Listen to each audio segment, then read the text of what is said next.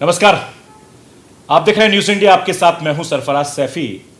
और जिस तरीके से हमारे देश में कोरोना की तीसरी लहर का जो खतरा मंडरा रहा है, कई देशों में लगातार हालात खराब होते जा रहे हैं। कोविड के मरीजों की तादाद अब हिंदुस्तान में भी बढ़ने लगी है, जिसमें लोगों में काफी ज्यादा दहशत है, डर है, और जिसके चलते लगातार एक के बाद एक कई सवाल भी खड़े हो रहे हैं कि दरअसल जो गलती हमने पहली लहर में की कोरोना की, वही गलती हमने दूसरी लहर में की। अब तीसरी लहर को लेकर सरकार और प्राइवेट हॉस्पिटल से लेकर तमाम लोग जागरूक हो गए हैं। मैं आपकी एक ऐसी शख्सियत से मुलाकात करवाने वाला हूं जो हार्वर्ड यूनिवर्सिटी से एमबीबीएस किया है, टॉप रहे हैं। जयपुर में निम्स यूनिवर्सिटी यानी national institute medical science hospital से लेकर निम्स यूनिवर्सिटी के आप चांसलर हैं, आप चेयरमैन हैं इस ग्रुप के, और बच्चों पर बहुत मशहूर डॉक्टर रहे हैं। यानी एक लंबे अरसे से देश के जो तमाम बच्चे हैं, छोटे छोटे बच्चे, उनके स्पेशलिस्ट हैं। और हमेशा कोविड की पहली लहर हो, दूसरी लहर हो, बढ़ चढ़कर हिस्सा लिया है, लोगों को जागरूक किया है, अभियान चलाया है। मेरे साथ डॉक्टर बलवीर सिंह तोमर साहब इस वक्त मौजूद हैं। आप निम्स ग्रुप के चेयरमैन हैं। बहुत बहुत स्वागत है आपका न्यूज इंडिया में। Thank you. मेरा पहला सवाल डॉक्टर साहब आपसे यह है कि जिस तरीके से ये कोविड हमारे देश में आया, पहली लहर हमने देखी, दूसरी लहर हमने देखी, हालात बद से बदतर थे, बहुत मुश्किल हालात थे। चूंकि आप इस पेशे से जुड़े हैं, आप इसको किस तरीके से देखते हैं? देखिए, जो अभी रिसेंटली साउथ अफ्रीका में कोविड-19 का एक वेरिएंट पाया गया है, उसको ओमिक्रॉन नाम दिया गया है, और उसको मेडिकल लैंग्वेज में, मेडिकल टर्मिनोलॉजी में उसको B.I.529 नंबर दिया है WHO ने। ये एक बहुत ही इन्फेक्शस टाइप का वेरिएंट है, डेल्टा वेरिएंट से भी बहुत गुना ज़्यादा इन्फेक्शस है। एक बहुत ही छोटे समय में दक्षिणी अफ्रीका की बहुत सारी आबादी इससे संक्रमित हो गई, यानी बहुत ज़्यादा तेज़ी से फैलता है। लेकिन साथ में मेरा कहना यह भी है कि अभी तक ये 30 कंट्रीज़ में फैल चुका है, भारत में भी ये दस्तक दे चुका है। लेकिन बहुत अच्छी बात यह है, कहना चाहूँगा मैं, कि इससे बहुत ही माइल्ड सिम्टम होते हैं। अभी तक मरीज भर्ती नहीं हो रहे हैं साउथ अफ्रीका के अंदर या यहाँ जहाँ पाया जा रहा है, और इसमें ऑक्सीजन लेवल कम नहीं होता, जिससे कि और हमारी जो है सेकेंड वेव में बहुत ऑक्सीजन लेवल कम हुआ था डेल्टा वेरिएंट से, तो समस्याएं पैदा हुई थी। तो मैं कहने का मतलब है कि अगर कोई भी वायरस का वेरिएंट अगर बहुत इन्फेक्शस है, उसका मतलब ये नहीं खतरनाक है वो, मतलब ये बहुत तेजी से बढ़ता है, बहुत कम समय में बहुत लोगों को फैल जाएगा। परंतु हमें घबराने की बात नहीं है, क्योंकि अभी तक जो रिपोर्ट आई है उसके अनुसार इसके सिम्टम वेरी माइल्ड हैं, अस्पतालों में भर्तियां नहीं हो रही हैं, लेकिन ये बहुत जल्द है कहना। डॉक्टर साहब, एक चीज हमारे दर्शकों को थोड़ा सा और समझाइए। जो कोविड-19 चाइना से आया और इस वेरिएंट में जो दक्षिण अफ्रीका से आया, इन दोनों में क्या डिफरेंस है? देखिए, कोविड-19 का ये एक म्यूटेशन है, वेरिएंट है। कोविड-19 जो शुरुआत में आया था जो है, उसके बाद डेल्टा बना, और डेल्टा के बाद से जो इसको ओमिक्रॉन नाम दिया गया है, इसमें डेल्टा से मोर देन 30 म्यूटेशन हो चुके हैं, यानी 30 बार ये म्यूटेट हुआ है। इसलिए ये बहुत ज्यादा इन्फेक्शियस हो गया। अभी इस पर रिसर्च हुई, जो है हमारी Scripps research institute of California ने रिसर्च करी अब यूएस के अंदर। तो ये ऐसा बताया कि ये इतना इन्फेक्शियस क्यों बना। तो कहा गया कि ये जो है पहले किसी चूहों में गया, जब हमारे पास ये सेकेंड वेव आई, तो सेकेंड वेव से किसी कारण से डेल्टा वेरिएंट से या अल्फा वेरिएंट से चूहे संक्रमित हुए, रोडेंट्स लाइक चूहे, यानी अदर रोडेंट्स हुए, नॉन एनिमल्स हुए। और जब ये नॉन एनिमल्स जब हुए तो उनमें ये मल्टीप्लाई किया, और इसने 30 से ज्यादा म्यूटेशन लिए, और उसके बाद ये रिवर्स जूनोसिस हुआ। रिवर्स जूनोसिस वो कहते हैं कि पहले बीमारी मनुष्य में थी, बच्चों में थी, वो बीमारी एनिमल या रोडेंट्स में गई, रोडेंट्स में म्यूटेशन हुआ, उसके बाद फिर वो वायरस वापस मनुष्यों को इन्फेक्ट करने लगा। इसको रिवर्स जूनोसिस कहते हैं। तो ये रिवर्स जूनोसिस क्या है, जिसको कि अभी स्क्रिप्स रिसर्च इंस्टीट्यूट के डॉक्टर जो हैं क्रिस्टिन एंडरसन ने प्रूफ किया है कि ये चूहों में ऐसा हुआ है।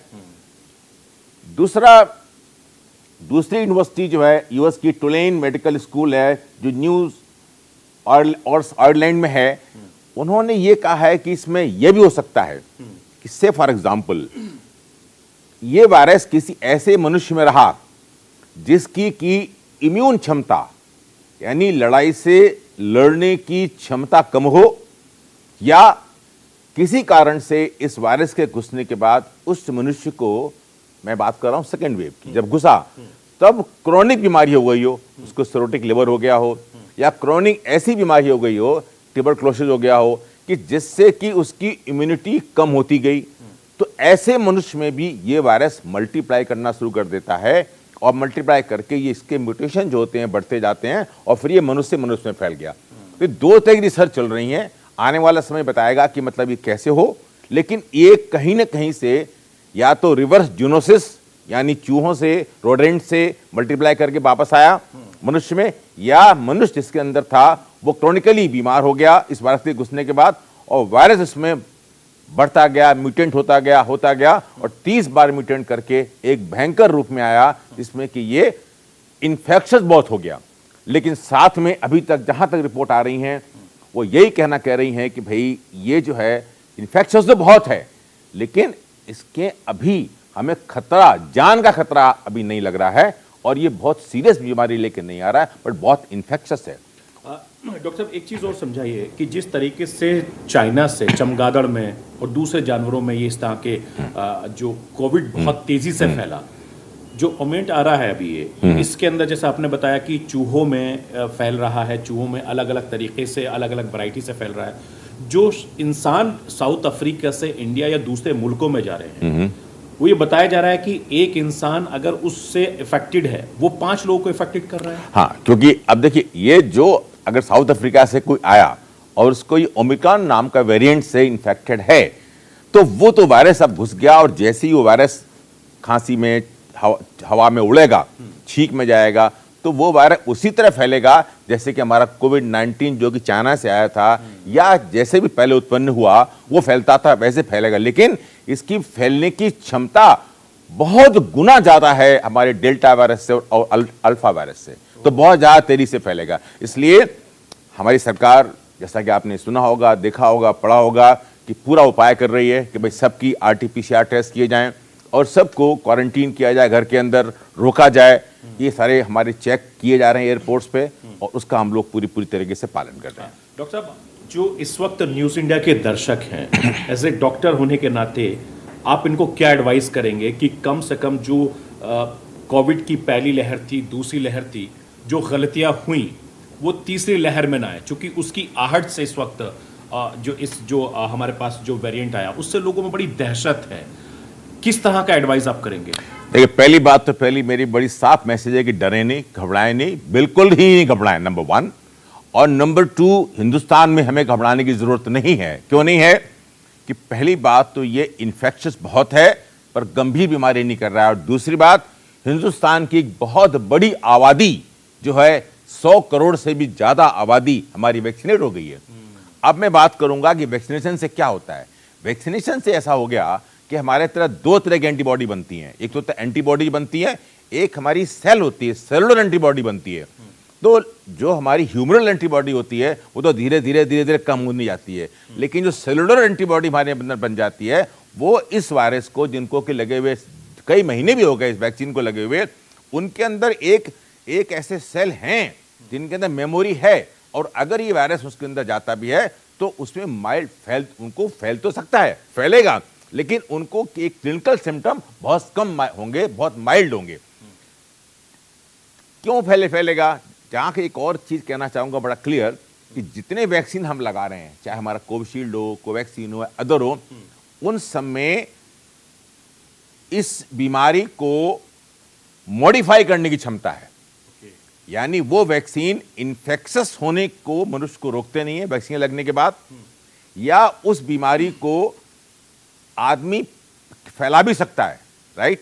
लेकिन वैक्सीन वाला जो आदमी जिसको लग चुका होता है, 2 डोज लग चुकी हैं, उस आदमी को ये वैक्सीन उसकी डिजीज को मॉडिफाई कर देगा, यानी उसको बहुत सीरियस नहीं होने देगा। तो ये बिल्कुल ही ठीक कहा जा रहा है कि जिनको वैक्सीन लग गया उनको अगर ये वायरस अंदर जाएगा तो बॉडी में वैसे भी ये माइल्ड है, लेकिन उनको जिनको वैक्सीन लग गया है तो उनको और भी कम कोई तरीके से जो है उसके सिम्टम और कम होंगे। इसलिए हमारे देश के लोगों को सतर्क रहना है, हमें अलर्ट रहना है, लेकिन कोई पैनिक ही नहीं होना चाहिए, कोई घबराने की बात नहीं है। डॉक्टर साहब, एक चीज और समझना चाहूंगा, जो पहली लहर और दूसरी लहर में बुजुर्ग और नौजवानों की बहुत मौत हुई थी, खासतौर से तीसरी लहर को लेकर बार बार हिंदुस्तान में इस बात का जिक्र हुआ कि बच्चों के ऊपर ये अटैक कर सकता है, बच्चों के ऊपर उसकी वैक्सीनेशन को लेकर तमाम तरह के सवालात हो गए। भले ही हमारा हिंदुस्तान 100 करोड़ से ज़्यादा वैक्सीनेशन लगा गया, लेकिन अभी भी बच्चों में वैक्सीनेशन नहीं है। पेरेंट्स के अंदर बच्चों को लेकर बहुत डर है कि हम तो सुरक्षित हो गए, लेकिन बच्चे कैसे सुरक्षित होंगे, ये एक बड़ा सवाल है। देखिए, एक बहुत इसको मैं अच्छी बात कहूँगा कि अभी जून के महीने में, जून 2021 में एक नेशनल सीरो सर्विलेंस हुआ और बच्चों में हुआ, तो ये पाया गया, उस समय स्कूल बंद थे, कॉलेज बंद थे, जून की बात कर रहा हूं मैं, तो उसमें ये पाया गया कि 50% से भी ज्यादा जो हमारी चाइल्ड पॉपुलेशन है उनमें सीरो पॉजिटिविटी पाई गई, यानी वो इन्फेक्शन होकर के उनमें निकल चुका है। इसका मतलब हुआ कि बच्चे हमारे इन्फेक्शन फैलाने के ड्राइवर नहीं हैं, बल्कि उनको इन्फेक्शन उनके पेरेंट्स ने, तब ये लॉकडाउन था, जबकि हमारे स्कूल कॉलेज बंद थे, उन्होंने दिया। तो अब सलाह ये है कि बच्चे, बहुत से बच्चे, more than 50% population of child is already sero positive, infection होके निकल चुका है। और जब मैंने कहा इन्फेक्शन होके निकल चुका है, तो बताता था मैं कि सेलुलर इम्यूनिटी बन गई उनके अंदर। तो सेलुलर इम्यूनिटी जब बन जाती है तो वो सेल में मेमोरी आ जाती है, तो अगर ये उनके अंदर गुस्सा भी है तो उनके अंदर बड़ा माइल्ड होके जाएगा। जो मैं कह रहा हूं ये एक प्रिलिमिनरी नॉलेज है, हो सकता है आने वाले समय में हमको अपने विचारों को चेंज करना पड़े, विभिन्न जगह जांच चल रही हैं, लेकिन आज जो सूचनाएं हमको मिल रही हैं, आज जो रिसर्च सामने आ रही हैं, विभिन्न कंट्रीज सामने आ रही हैं, उनमें यही कहा रहा है कि कोई परेशानी होने की बात नहीं है। इसलिए बच्चों में कोई समस्या की बात नहीं है, लेकिन हाँ, हमें बच्चों का बचाव करना है। बच्चों का बचाव कैसे होगा? नंबर एक, जो स्कूल हमारे खुल चुके हैं, कॉलेज खुल चुके हैं, जो कि बच्चों के संपर्क में जितने भी लोग आते हैं, चाहे वो पेरेंट्स हों घर पे, या स्कूल के टीचर हों, या स्कूल का स्टाफ हो, उसको फुल्ली वैक्सीनेटेड कराएं। और जो हमारे एडोलेसेंस हैं, यानी जो बच्चे 12 साल से बड़े हैं, 18 साल से बड़े हैं, एडोलेसेंस बच्चे हैं, उनको वैक्सीनेट करें। हमारे छोटे बच्चों में अभी वैक्सीन लगवाना का ऐसा हमारा कोई अभी कानून नहीं बना, ऐसा गाइडलाइंस नहीं आई, लेकिन उनमें भी चूंकि सीरो पॉजिटिविटी पाई गई है, तो इसलिए कोई दिक्कत नहीं है। यहाँ एक बात और कहना चाहूँगा, यदि आप हमारी फर्स्ट वेव को ले लें या सेकेंड वेव को ले लें, उसमें भी सेकेंड वेव बड़ी खतरनाक थी, लेकिन बच्चे उसमें बहुत कम प्रभावित हुए। ज़्यादा उसने जो एडल्ट लिए वो 20-25 साल के एडल्ट तो गए, लेकिन छोटे बच्चे इन्वॉल्व नहीं हुए। तो मैं कहना चाहूँगा किसी तरीके से उनकी प्रतिरोधक क्षमता इससे लड़ने की है, इसलिए घबराने की कोई बात नहीं है। और अभी जब तक कि हमारे पास कोई भी पैनिक ही नहीं हो, जब तक हमारी सरकार बच्चों में लगाने का, टीका लगाने का ऑर्डर नहीं करती है, हमारे विशेषज्ञ ऑर्डर नहीं पैदा करते हैं, तब तक घबराने की कोई बात नहीं है। लेकिन आप बच्चों के संपर्क में आने वाले लोग, स्कूल में पढ़ाने वाले लोग, स्कूल के टीचर, स्कूल में कार्य करने के लोगों को फुल्ली वैक्सीनेट करें, तो हमारे बच्चे पूर्ण सुरक्षित हैं।